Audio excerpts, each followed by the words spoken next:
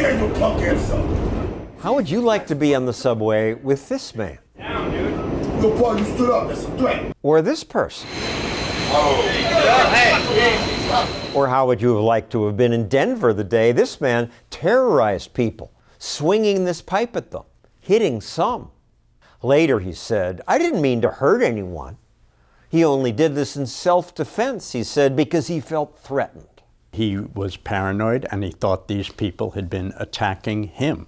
DJ Jaffe gave up a successful advertising career to try to improve the way America deals with people like this man. In jail later, the man apologized. He said, "I'm sorry, and I didn't come here for nothing like that. If I was on the medication, I wouldn't have never done nothing."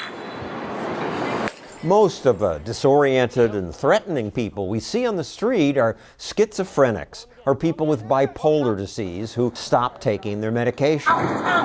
They cycle in and out of hospital emergency rooms. Jimmy, get out of the way! Call 911 again. And some are a danger to others. We have one officer going correct. Russell Weston shot 2 guards at the Capitol because he knew there was a ruby red time reversal system in the basement, and if he could get to that, he could save the world. The ruby time reverse system means that they are not permanently dead. Could you just make them come alive by your choice? Yes, I can do that, yes. Weston wasn't taking his medication because he didn't believe he was sick. Almost all these cases are individuals who are known to be seriously mentally ill and not treated. Russell Weston was one of them. So was John Hinckley, who shot President Reagan. John Hinckley shot Reagan because he knew, not thought, knew that was the best way to get a date with Jodie Foster. Years ago, more mentally ill people were locked up in mental hospitals, asylums. That protected us from people like these, but the asylums were horrible places. They were overcrowded, very shabby conditions, so we decided we would largely replace that system with a system in which people would receive mental health care in the community. Made sense. They'd be closer to their family, perhaps, who could visit, be cheaper in the neighborhood, but that didn't happen. Nope, the largest jail or prison is going to have a larger population of mentally ill people than the largest mental hospital. Today, thousands of mentally ill people are locked up in Los Angeles County Jail, Cook County Jail, and Rikers Island in New York City. You will find a much larger population of seriously mentally ill people in those facilities than you will find in any mental hospital. The guards are not trained in handling mentally ill people. A jail or a prison is no place for somebody with schizophrenia. However, that's where they're going to remain. As hospitals went down, incarceration went up. And in fact, in the 1960s, and you compare it today, there's virtually the same number of people institutionalized. Just in jail instead of asylums. Absolutely. And in jails, they barely get treatment. And the mentally ill people in jails stay much longer. And they get abused, and they get victimized, and they get thrown in solitary, and they can't visit their families. It's a horrific place to be. There could be better alternatives. America has some high-quality mental hospitals. Bellevue in New York City is world famous. But Bellevue doesn't have enough money to give the extended treatment that most seriously ill people need. It's become harder to get into Bellevue than Harvard. If you're well enough to walk into a hospital and ask for care, they're going to say you're not sick enough to need it.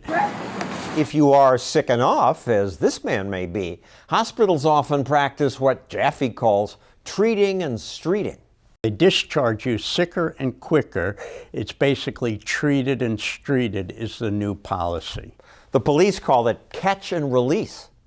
Of course, there'd be more money for treatment of the repeat offenders if government didn't promise something for everyone. There's something for everyone. In New York, Mayor Bill de Blasio appointed his wife head of a program meant to address mental illness. I am the First Lady of New York City.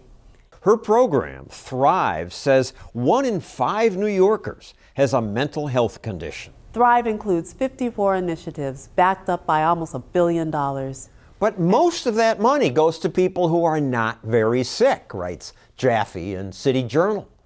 They wrap anything that makes you sad, bad grades, poverty, coming from a single-family household, in a mental health narrative. 1 in 5 New Yorkers have a diagnosable mental health condition in any given year. Blurring the lines between various mild mental disorders such as anxiety or mild depression and schizophrenia is not a bug, it's a feature of the program. The program is supposed to do that because it believes that the only way that New Yorkers will support improvements to mental illness policy is if they are convinced that everybody has a mental illness.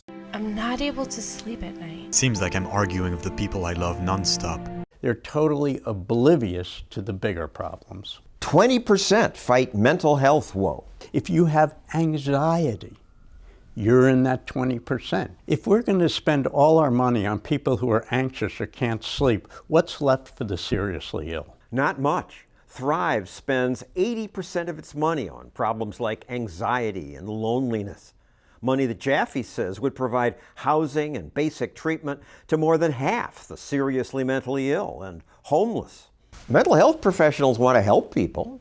No, they're focused on all the wrong things. If you ask any cop what we need, he's going to say, we need more hospitals, we need easier civil commitments so that when I bring somebody they're admitted, we need to keep them on their medication so they don't deteriorate. Now I go to a mental health conference, I go, well, we have to educate the public and we have to fight stigma. The ability to get care has become inversely related to need. Why? It's a much easier population to serve. They don't cost as much to help. Serving the seriously mentally ill is a really difficult task. But let's say America did focus care on the sickest people. What happens if they then stop taking their meds? You can't force them to take the medication forever. There are people who lack the maturity of their faculties, and as a kind and compassionate society, we should be helping them get treatment, not helping them go further into psychosis. 46 states now allow officials to order dangerous people into assisted outpatient treatment, which forces them to accept treatment, including medication. I would fear my government having the right to forcibly drug me.